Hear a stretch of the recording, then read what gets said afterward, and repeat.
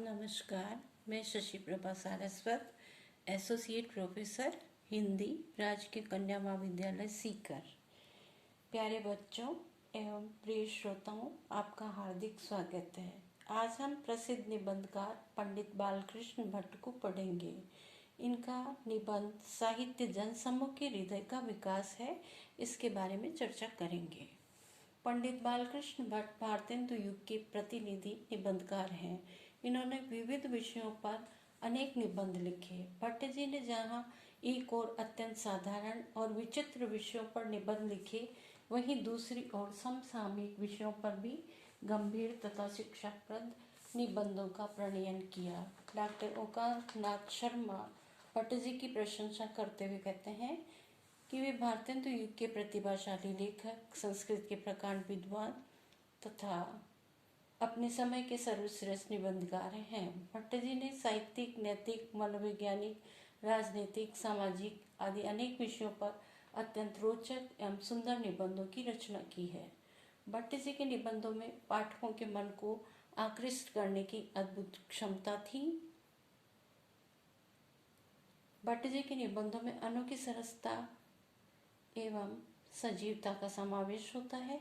उनकी विरोधमूलक अक्खड़ उक्तियों में कटुता के साथ साथ सहृदयता, आक्षेप के साथ सहानुभूति, आलोचना के साथ सुधारवादी दृष्टिकोण तथा व्यंग्य के साथ साथ आत्मीयता भी रहती है।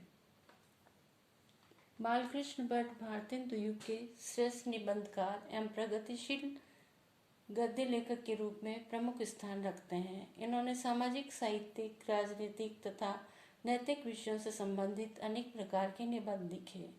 उन्होंने हिंदी प्रदीप नामक साहित्यिक पत्रिका का संपादन भी किया। प्रस्तुत निबंध में उन्होंने सामाजिक जीवन और साहित्य के परस्पर आश्रित स्वरूप का विवेचन किया है। इसमें उन्होंने भारतीय इतिहास के अनेक उदाहरण देकर अपने मत की पुष्टि की है और बतलाया है कि जनसमूह के विकास के साथ साथ साहित्य का स्वरूप भी बदलता रहता है। साहित्य और जनसमूह का संबंध भट्ट जी ने प्रस्तुत निबंध में स्पष्ट किया है कि प्रत्येक काल का साहित्य अपने सामाजिक जीवन की अभिव्यक्ति करता है।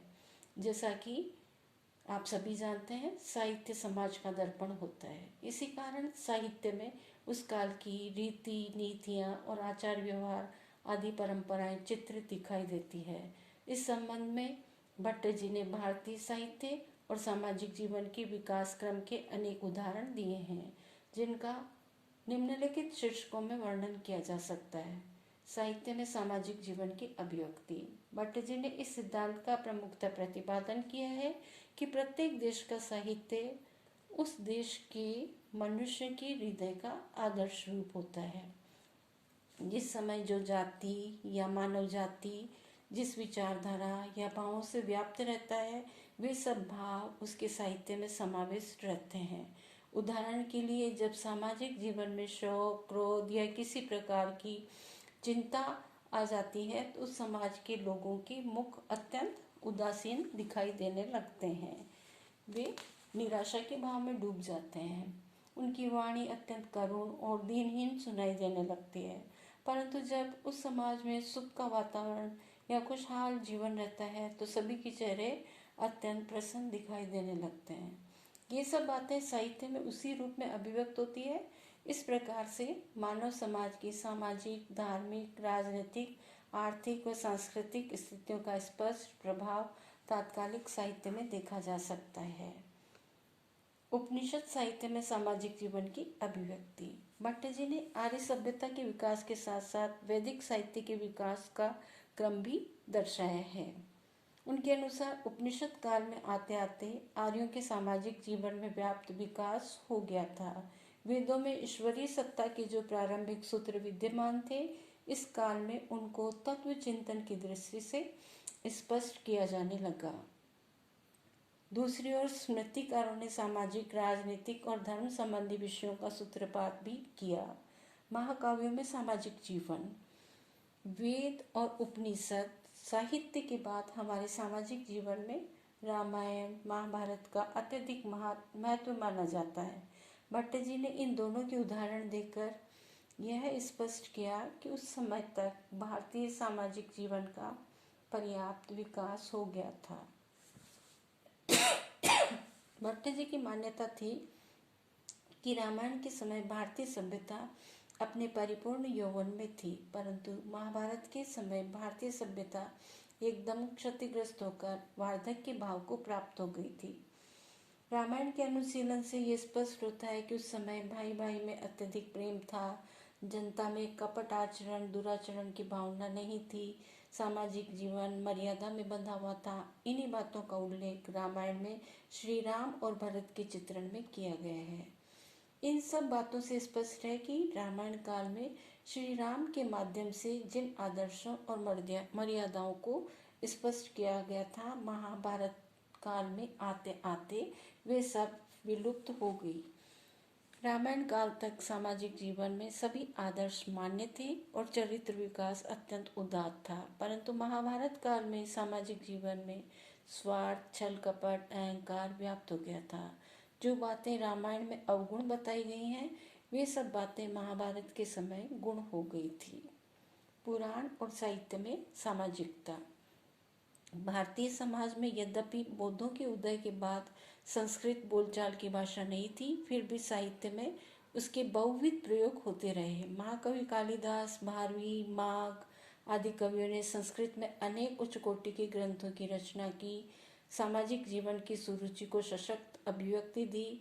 बौद्धों के उच्छेद के बाद एक जमाना पुराण के साहित्य का भी आया और उस काल में बहुत से पुराण उपपुराण संहिताएं रची गई, परंतु इस काल में पुराणों और उपपुराणों की रचना से भारतीय सभ्यता का वास होने लगा, उससे आर्य सभ्यता एकदम समाप्त हो गई। भट्ट जी के अनुसार हमारी वर्तमान सामाजिक दशा की जो दयनीय स्थिति है, वह सब पुराणों की ही देन है। हिंदी साहित्य में सामाजिक जीवन का विकास। भट्ट जी के अनुसार प्राकृतिक साहित्य के बाद हमारे देश में हिंदी भाषा में साहित्य रचना होने लगी। इसके भी दो रूप हमारे सामने आए, एक पद्मावत और दूसरा था पृथ्वीराज रासु। पद्मावत की कविता में तो वैचारिक गहनता आध्यात्मिक चिंतन की प्रधानता होने से कुछ उदात्त भाव देखने को मिलते हैं, परंतु रासु काव्य में तो सब कुछ कल्पना पर आश्रित है।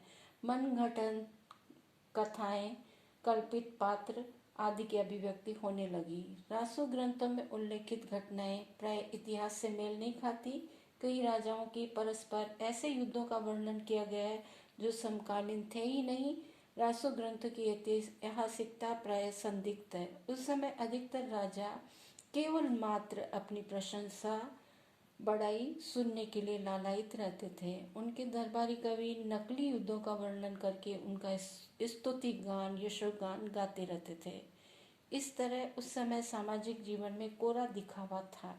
इसके बाद क्षेत्रीय भाषाओं का विकास हुआ तथा अवधी ब्रज गुजराती मराठी बंगाली आदि साहित्य रचना होने लगी। इस प्रकार सबसे समृद्ध साहित्य ब्रज भाषा में रचा गया। सारांशतः हम कह सकते हैं कि साहित्य सामाजिक जीवन का दर्पण होता है। उसमें अपने काल के सामाजिक जीवन की छवि स्पष्ट दिखाई देती है।